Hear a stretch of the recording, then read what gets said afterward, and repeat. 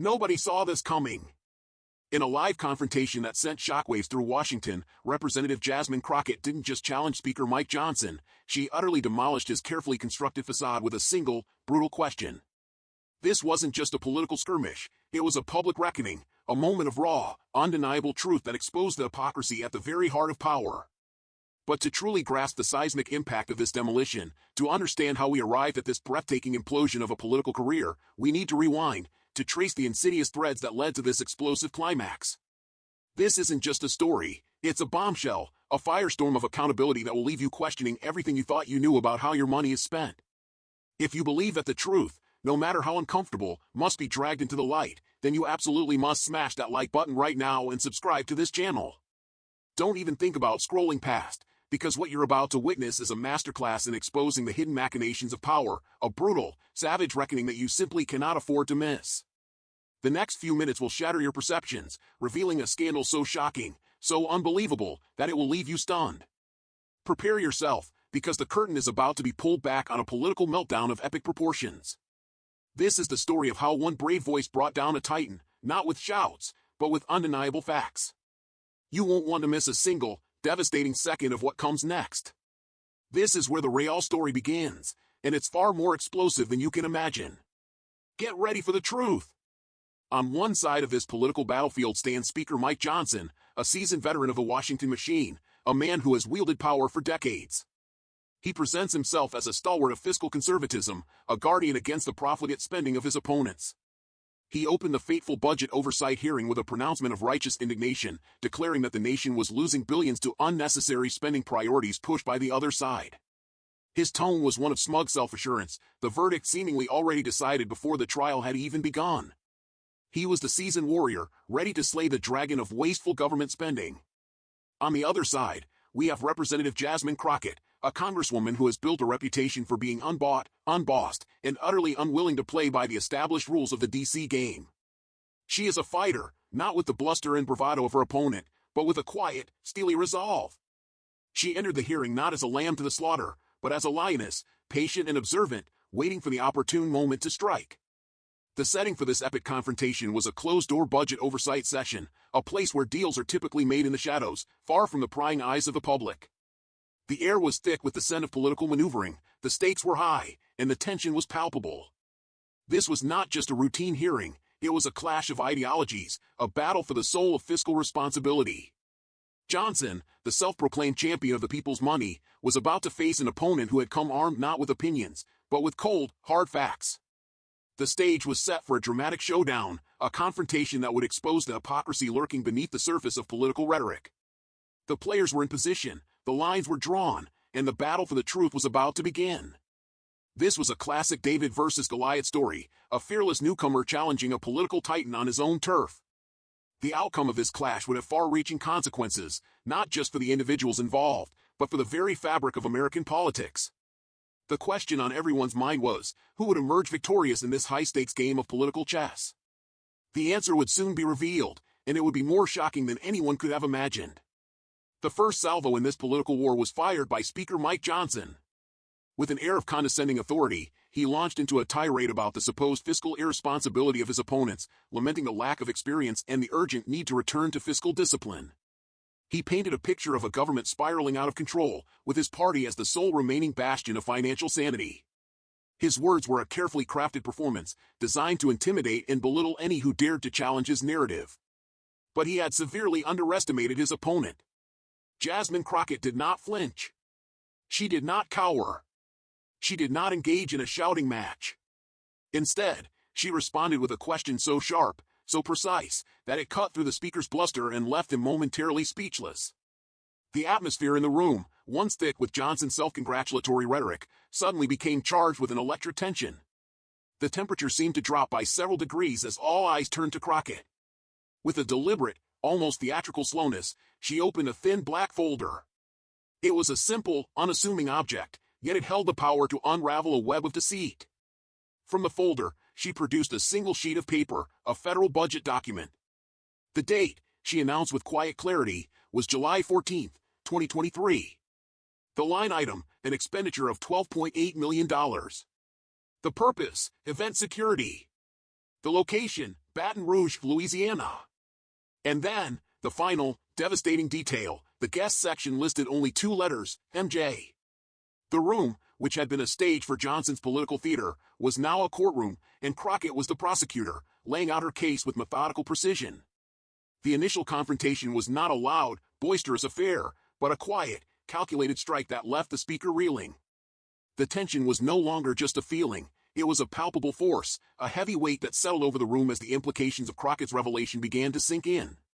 The battle had been joined, and the first blow had been struck, not with a fist, but with a fact.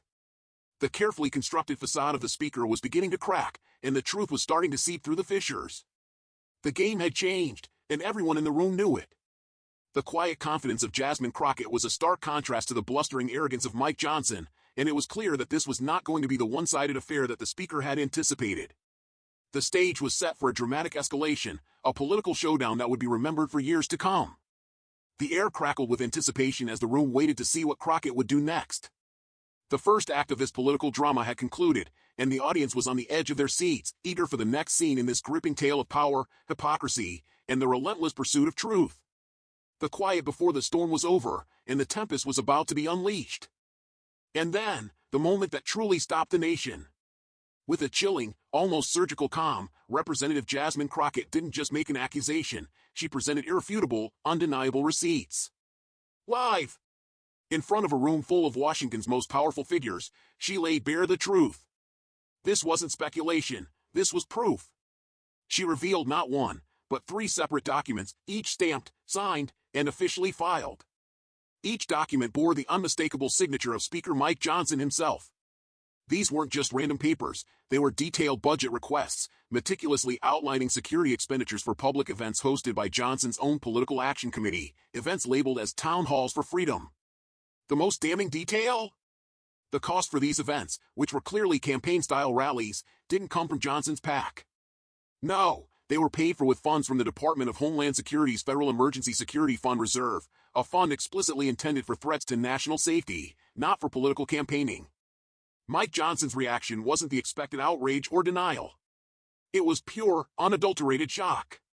His face, moments before smug and self-assured, visibly paled. His hands, which had been confidently resting on the table, trembled almost imperceptibly. The silence that descended upon the room was deafening, far louder than any shout or protest could ever be. He was caught. Red-handed.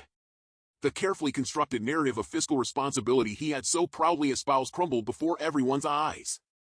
But Crockett wasn't done. To seal his fate, to drive the final, brutal nail into the coffin of his credibility, she produced one more piece of evidence, an email. This wasn't just any email, it was from a former senior budget analyst in the Office of Legislative Finance. The analyst had warned about the suspicious Baton Rouge expenditure, only to be dismissed with a chillingly dismissive phrase, MJ gets it done. Don't question it. So, the analyst walked away. This email wasn't an accusation, it was a testament to an internal cover-up, a clear indication that those within the system knew something was amiss and were told to ignore it. The words hung in the air, heavy and undeniable, like a thick fog. 3 simple sentences, no accusations, no dramatic claims, no spin. Just one employee, whose job was numbers, walking away from power because the math no longer felt honest. The room was utterly still. No one laughed. Not even the aides who had whispered jokes earlier. Not even the senator who had chuckled when the hearing opened. This wasn't about politics anymore. This was about something that could no longer be explained away. Someone inside had raised a red flag, someone with a badge, a title, and access. And that someone had been told in plain language, don't ask questions. MJ gets it done. And instead of staying silent, they left. Jasmine didn't add commentary. She didn't raise an eyebrow or tilt her head. She simply closed the folder. The mic stayed on, but the room had already gone still. Because sometimes it's not the question that shakes the room. It's the fact that someone asked it and walked away when no one else did. And now the silence belonged to everyone. The folder was closed.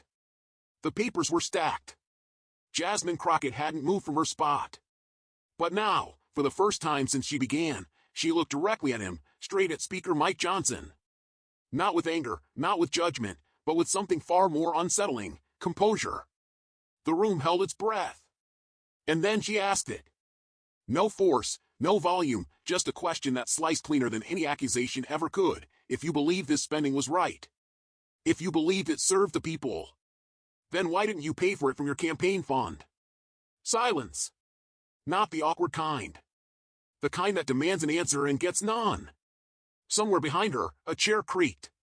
One staffer shifted, a throat cleared, and then a voice, barely audible, from a senator near the back murmured under his breath, "She's not wrong." No one shushed him. Because in that moment, it was the truth no one wanted to admit out loud. If a politician believes in an event so much that they sign it, attend it, promote it, shouldn't they stand behind it with their own funds? Not with federal money meant for emergencies. Not with dollars earmarked for public safety. The question wasn't rhetorical. It was surgical. And as the mic stayed on in the cameras, there was one in the corner of the room, slowly turned toward Mike Johnson. He said nothing. He didn't reach for the mic. He didn't deny it. He didn't explain. He just looked down at the table and blinked. Because sometimes the most dangerous thing in politics is not being shouted at. It's being asked something simple, something so fair, so obvious that silence becomes its own confession. And Jasmine Crockett didn't need to say anything else. She had asked the one question no document could hide from. And the absence of an answer echoed louder than any speech that day. This was the brutal, savage reckoning. This was the implosion. This was the moment the game changed forever. In the immediate aftermath of Crockett's devastating revelations, the internet, that vast, unruly beast of public opinion, absolutely exploded. It was a digital firestorm, a viral reckoning that swept across social media platforms with unprecedented speed and ferocity. Within minutes, the hashtags #WhoSignedIt and #JasmineAsked weren't just trending, they were dominating the global conversation, eclipsing every other topic. These weren't angry, shouting hashtags, they were sharp, focused, echoing the quiet, surgical precision of Crockett's questioning. Memes, those ubiquitous vehicles of modern commentary, comparing Speaker Mike Johnson to a cartoon villain, a caught-in-the-act embezzler, or a politician utterly stripped bare of his credibility, flooded TikTok, X, formerly Twitter, and every corner of the digital landscape. The sheer volume and creativity of these memes underscored the public's collective shock and, more importantly, their collective understanding of the gravity of the situation. Even Johnson's staunchest allies on Fox News, typically masters of spin and deflection, found themselves in an unprecedented predicament. Their usual talking points evaporated, their defenses crumbled, and they were left stammering, visibly struggling to defend the indefensible.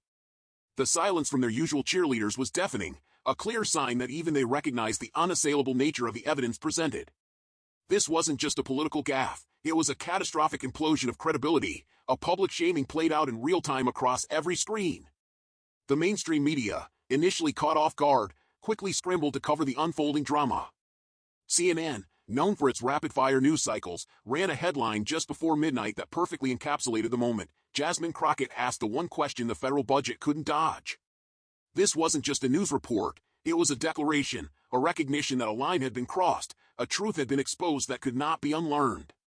The next morning, the ripples of Crockett's actions spread far beyond Washington. Local newspapers in Louisiana, where the questionable event security expenditures had been earmarked, began making frantic calls, launching their own investigations into the Town Hall for Freedom events. By noon, the specific event referenced in the July 14 document was trending, not just locally, but nationally, drawing unprecedented scrutiny to Johnson's past activities. The public wasn't just passively consuming the news, they were actively participating in the dismantling of a political narrative. The story resonated deeply with ordinary citizens, who felt a profound sense of validation. The core message was simple, yet powerful: taxpayer money belongs to the people, and the people have every right to ask where it went. This wasn't about partisan politics for them, it was about accountability, about the fundamental principle that those entrusted with public funds must be transparent and honest. The outrage wasn't manufactured, it was organic, born from a deep-seated frustration with political hypocrisy.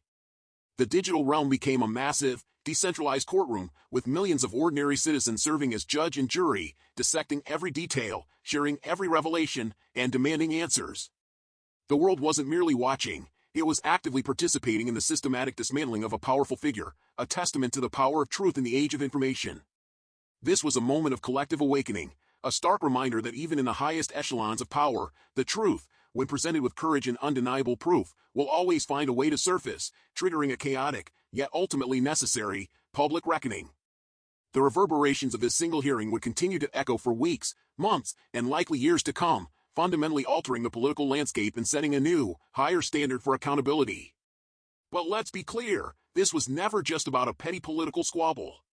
This was about something far more profound, far more unsettling. This was about the inherent fragility of power, particularly when that power is built on a foundation of deceit and confronted by the unyielding force of truth. Speaker Mike Johnson, in his hubris, committed the classic, fatal error of underestimating his opponent. He saw Jasmine Crockett as a mere annoyance, a junior congresswoman to be easily dismissed. He failed to grasp that she was armed not with rhetoric, but with receipts. And for that colossal miscalculation, he paid the ultimate price, in real time, on a public stage. This moment, this brutal, public exposure, will not merely define his career, it will irrevocably redefine the very rules of engagement in Washington. The old playbook, where backroom deals and opaque spending could be swept under the rug, has been incinerated. Integrity, as Crockett so powerfully demonstrated, does not require volume.